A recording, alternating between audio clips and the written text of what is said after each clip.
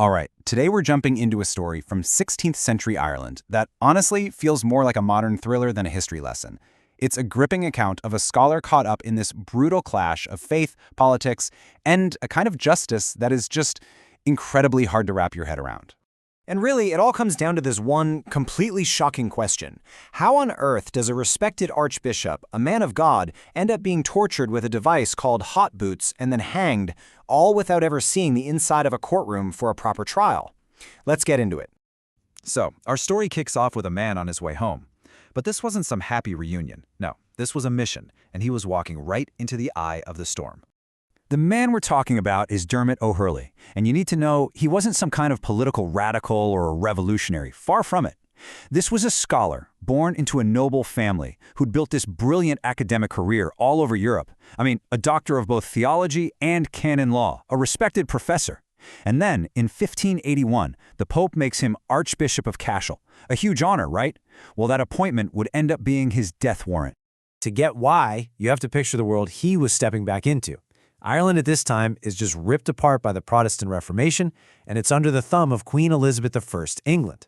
So, for a Catholic archbishop appointed by the Pope to just show up, that wasn't just a religious thing. It was seen as a major political challenge. It was incredibly dangerous.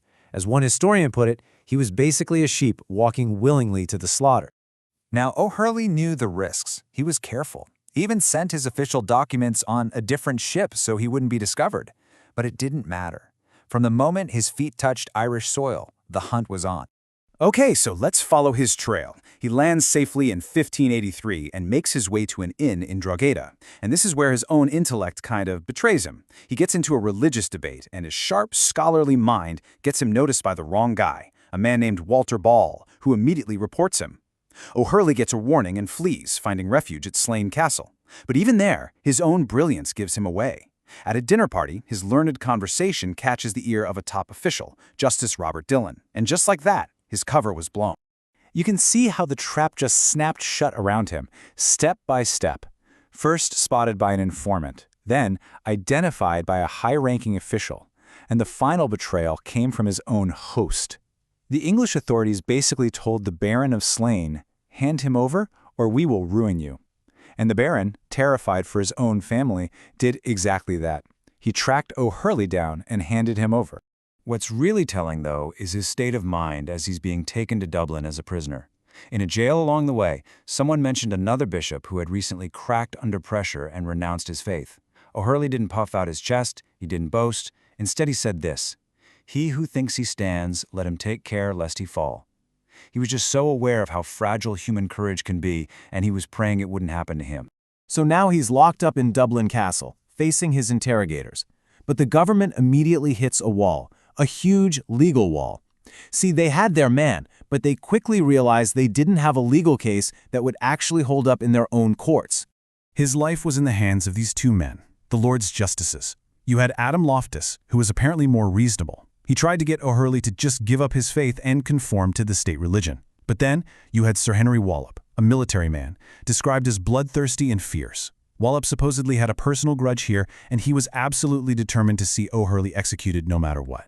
And here was their big problem. The government wanted to charge O'Hurley with treason, but all the things they accused him of, like, accepting the title of Archbishop from the Pope, all that stuff happened in Rome or somewhere else in Europe. It didn't happen on Irish soil. And legally, that was a massive deal. The Lord's justices actually went to their own top judges for advice, and the answer they got back was unanimous and crystal clear. This quote from their official findings says it all. They basically said, look, according to our own laws, you have no jurisdiction. You can't try a man in Ireland for something he did somewhere else. By the letter of their own law, O'Hurley should have been set free. But the government was not about to let a little thing like the law get in its way. A message came from Queen Elizabeth's spymaster in London with a chilling suggestion. If a proper trial was going to be too doubtful, then they were authorized to take a shorter way with him. Martial law. In other words, forget the courts, forget the judges, forget the law, just kill him. But even before the execution, they wanted one last thing. They wanted to break him. They wanted a confession, any confession, to plots against the Queen. Or, even better, they wanted him to publicly renounce his Catholic faith. And to get that, they decided to use a method of truly unimaginable cruelty. What's just so bone-chilling is reading their own words. This is from an official letter. The tone is so cold, so bureaucratic, they're just calmly laying out their plan to use the hot boots. This was a device where they'd lock his legs in iron boots, fill them with oil or water, and then just roast his feet over a fire. The reality of it was pure, unadulterated horror.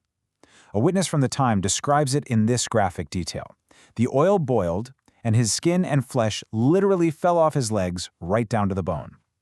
The whole thing was so gruesome that apparently the guy overseeing the torture couldn't stand it and had to run out of the room.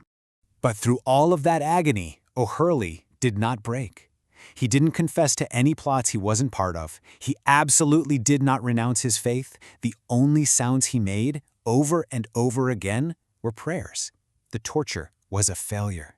He was, as one person wrote, stronger than his tormentors. So O'Hurley was dragged back to his cell, horribly injured but unbroken, and his tormentors knew their window of opportunity was closing fast. A new, and possibly more merciful viceroy was on his way to take over. This whole thing becomes a race against time.